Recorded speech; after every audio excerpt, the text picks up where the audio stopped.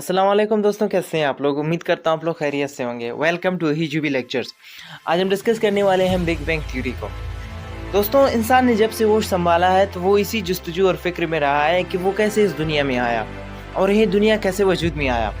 बुकरात और अरिस्टो जैसे लोगों से लेकर आज के साइंसी दौर तक इंसान को अभी तक मुकम्मल जवाब नहीं मिले हैं और शायद कभी न मिले, लेकिन इंसान अपना जस्तजू कभी नहीं रोकता।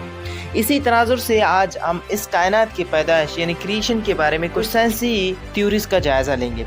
इस अजीम और पुरस्कार कायनात का वजूद भी एक मिस्ट्री रह चुका है और शायद अभी तक भी है। साइंसदान इस बारे में मुख्तलिफ थ्योरीज बयान करते हैं और सबसे पहला और काबिल कबूल थ्योरी जो कि बहुत आम है, जिसे बिग बैंग के नाम से जाना जाता है।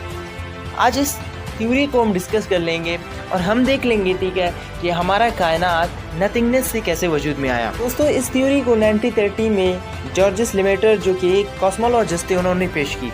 इस थ्योरी के मुताबिक कायनात 40 बिलियन ईयर्स पहले एक बड़े और ज़ोरदार धमाके की वजह से हुआ। इस बात को अब समझना बहुत ज़रूरी है कि बिग बैंग से पहले क्या था। तो नाज़रीन, बिग बैंग से पहले साइंसदानों के मुताबिक कुछ भी नहीं था, यानी न वक़्त था और न एनर्जी थी, सिर्फ एक फायर बॉल था जो कि बहुत छोटा था। यानी बिग बैंग से पहले नथिंगनेस, यानी you can say that big bang से पहले कुछ भी नहीं था, सिर्फ और सिर्फ से ना एक फायर बॉल था, जिसे हम कह सकते हैं कि इन्फिनिट सिंगुलरिटी।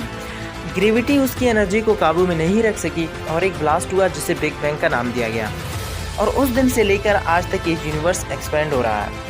लेकिन द क्वेश्चन इज कि हमारा ये जो कायनात है वो इन्फिनिट सिंगुलरिटी से कैसे वजूद में आया। In short, from nothingness how our universe was created. It is a still mystery कि साइंस अभी तक इस बात को नहीं जान सकी है कि हमारा जो कायनात है वो नथिंगनेस से, यानी कुछ भी नहीं था उस टाइम, हमारा ये जो कायनात है सीन है वो कैसे वजूद में आया। अब आगे चलकर एक और सवाल पैदा होता है, हमें किस तरह ये बात मालूम होती है कि हमारा जो यूनिवर्स है वो एक्सपेंड हो रहा है, और इसके साथ साथ अप्रॉक्सीमेटली हमें ये बात कैसे मालूम होती है कि हमारा जो कायनात है वो 40 बिलियन ईयर्स अगो क्रिएट हुआ। तो इसके लिए, ठीक है ना, कॉस्मिक माइक्रोवेव्स बैकग्राउंड रेडिएशंस को समझना होगा। 1965 में अमेरिकन एस्ट्रोनॉमर्स एर्नो पेनजियस रॉबर्ट विल्सन ने इस हकीकत को दुनिया के सामने लाया कि हमारा फिज़ा स्पेस यानी हमारा जो यूनिवर्स है वो एक्सपेंड हो रहा है और एक कुछ माइक्रोवेव्स छोड़ रहा है, यानी कायनात एक पॉइंट की तरफ फैल रही है और अपने पीछे माइक्रोवेव्स रेडिएशन छोड़ रही है। और इस तरह मुख्तलिफ रेडियो टेलीस्कोप से इनको डिटेक्ट किया जाता है।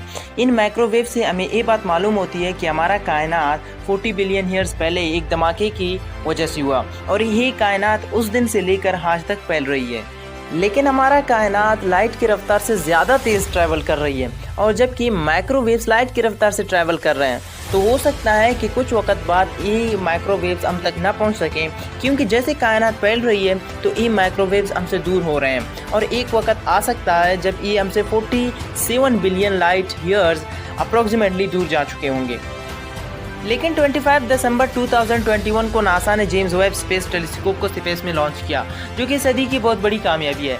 इस टेलीस्कोप से कायनात की बहुत से राज खुलेंगे और ख़ासकर साइंसदानों ने इन माइक्रोवेव्स और कायनात की क्रिएशन के बारे में और भी मालूमात मिल जाएगी।